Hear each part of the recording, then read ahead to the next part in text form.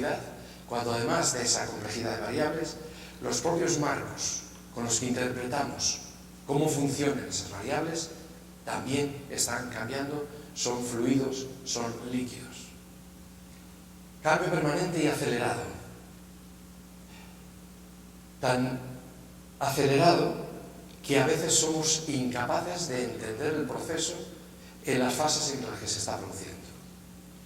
Y confusión y fragmentación y perplejidad, como características claves de la vida contemporánea que sustituyen al conocimiento común y estable de otras épocas.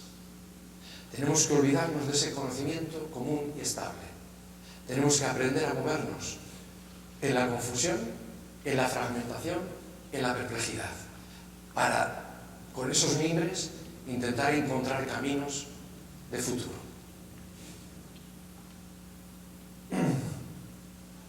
Datos que todo el mundo conocemos, simplemente para situarnos. En los últimos 20 años se ha producido más información que en los 5.000 años anteriores. La información se duplica, la que utilizamos cada día, cada 4 años. Y en épocas anteriores duraban varias generaciones. La información que utilizaba el ciudadano normal. La información del New York Times cada día es más que la que un ciudadano del siglo XVIII podía encontrar a lo largo de toda su vida. Solo la que aparece en un día.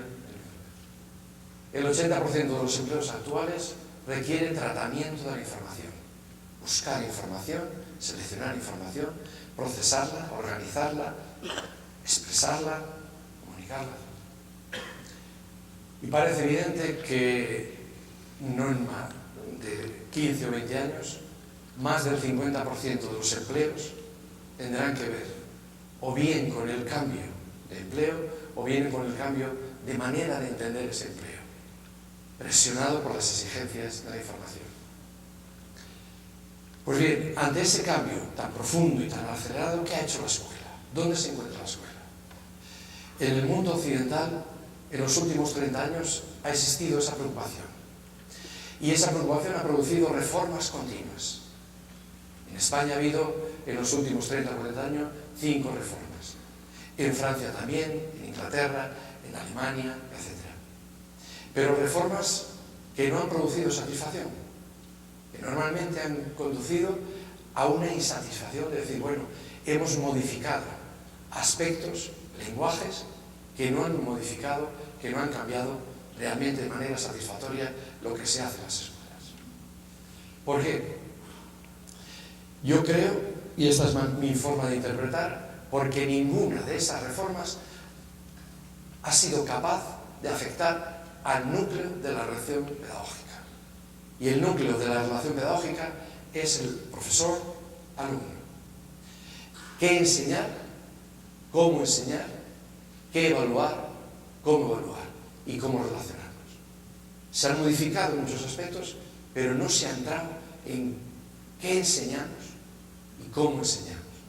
Y lo que estamos enseñando y cómo lo enseñamos es muy parecido a lo que se enseñaba y a cómo se enseñaba a primeros del siglo XX y a mediados del siglo XX. Yo, mi experiencia particular, lo que yo aprendía y cómo yo lo aprendía hace 45 años o 50, es muy similar a lo que está aprendiendo y a cómo lo aprende mi hijo de 13 años en la situación actual. No puede ser. No se parece en nada a la vida. Los influjos que están condicionando sus modos de vivir nada tienen que ver con los míos. ¿Cómo es posible que esté aprendiendo lo mismo que yo aprendí y de manera muy similar a como yo lo aprendí? Ninguna de las reformas educativas entra en el núcleo. Este es el núcleo. Si no modificamos esto, no se modifican las prácticas. ¿Por qué es necesario modificar ese núcleo? Por estos 3 síntomas de insatisfacción en el sistema educativo. Primero, fracaso y abandono temprano. En la sociedad española, de la que conozco, todas las generaciones, cuando llegan a los 15 o 16 años, hay un 30 o un 33% de abandono prematuro, de niños y niñas que no concluyen la etapa obligatoria. Y la etapa obligatoria y gratuita solo tiene una pretensión: formar ciudadanos. ¿Cómo puede una sociedad y un sistema educativo aceptar que un tercio de todas las generaciones fracasa en su intento de ser formados como ciudadanos?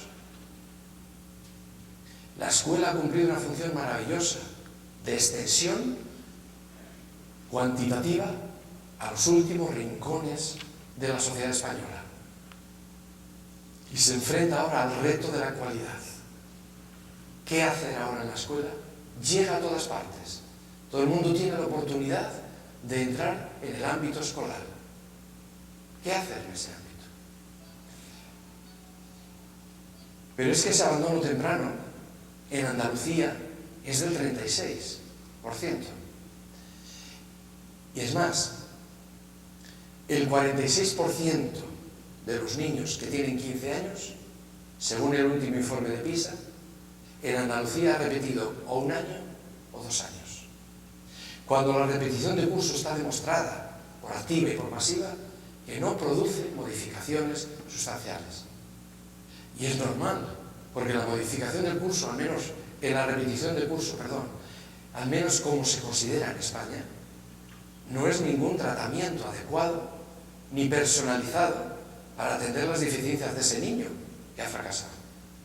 Simplemente bajarle de curso y darle el mismo tratamiento que se le dio el año pasado y que fracasó. Y encima es carísimo económicamente hablando. Finlandia, el país que mejor sale en las pruebas de PISA internacionales, un 3% de repetición de curso. España, un 38%. Andalucía, un 46%. ¿Qué está ocurriendo? Es un sistema educativo que no funciona. En la enseñanza obligatoria, que solo tiene la misión de formar ciudadanos, no profesionales, no académicos, solo ciudadanos. Segundo síntoma: fracaso parcial de la función compensatoria de la escuela. ¿Por qué? Porque en las investigaciones actuales se está reiterando la misma confirmación. La variable que mejor explica el rendimiento académico de los niños cuando llegan a los 15 años es el nivel cultural y el nivel de estudios de sus padres, de su mamá y de su papá. Es la variable que explica mejor el que unos tengan un rendimiento alto, mediano o bajo.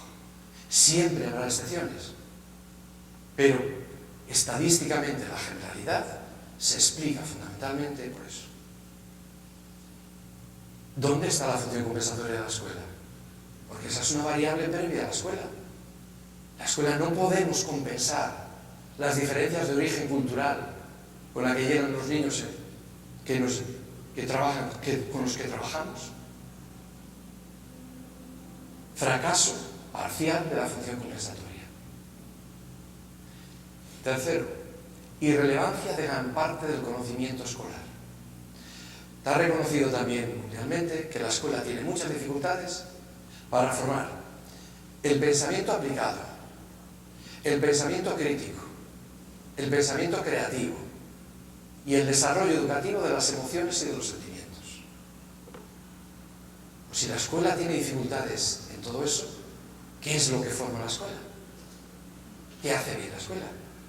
Si tiene muchísimas dificultades para formar en todos los niños el pensamiento aplicado, el pensamiento crítico, el pensamiento creativo y el desarrollo educativo de las emociones y los sentimientos, ¿qué hace bien la escuela? Hay una cosa que hace muy bien: el desarrollo del pensamiento reproductivo, repetitivo, mecánico. ¿Eso es lo que necesitamos en el siglo XXI? Preguntémonos. Si es así, estamos haciendo bien. Si no es así, algo está.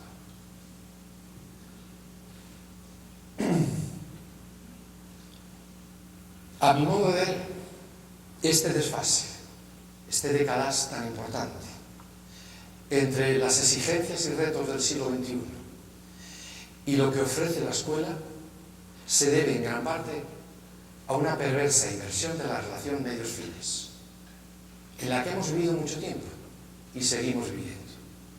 Lo que son fines, no sabemos dónde está en la escuela. Y lo que son medios, se han convertido en fines. Por ejemplo, los contenidos disciplinares de matemáticas, literatura, lengua, geografía, historia, física y química se han convertido en los fines de la escuela. La finalidad del profesor es explicar una disciplina. La finalidad del aprendizaje del niño es aprender esa disciplina. Mi modo de ver es un error absoluto. Y es una inversión perversa. La finalidad de la escuela es formar capacidades, cualidades, competencias humanas básicas en todos y cada uno de los niños. Y si fracasamos en que esos niños, todos y cada uno, formen sus capacidades o cualidades o competencias, como las llamemos, fundamentales, básicas, estamos fracasando. Los contenidos disciplinares serán los mejores instrumentos para conseguir esa finalidad, pero no son fines en sí mismos. La finalidad no es enseñar matemáticas y aprender matemáticas. La finalidad es desarrollar la capacidad de pensamiento lógico y matemático que tiene o que ha de tener ese niño o ese ciudadano. Si enseñar matemáticas como estamos enseñando, o física, o química, o geografía, no provoca el desarrollo de las capacidades fundamentales en ese niño o en esa niña, es un fracaso. Por tanto, la finalidad no es las disciplinas. La finalidad es solo un instrumento. Y deberíamos de preguntarnos, ¿qué relación tiene el conocimiento que se aloja en las disciplinas, que se empaqueta en los libros de texto, que exigimos que los niños y las niñas lo reproduzcan de manera mecánica en los exámenes, con el desarrollo de sus modos de pensar, de sus modos de sentir y de sus modos de actuar, como ciudadanos, como personas, como profesionales? Esos contenidos que aprenden les ayudan a desarrollar sus cualidades humanas fundamentales, sus modos de pensar, sus modos de sentir, sus modos de actuar. Ese es el interrogante cualitativo al que nos tenemos que enfrentar en el siglo XXI. Lo que nosotros estamos trabajando en la escuela, las disciplinas, el modo en que lo hacemos y cómo se lo exigimos en las evaluaciones, les ayudan a desarrollar sus capacidades humanas básicas.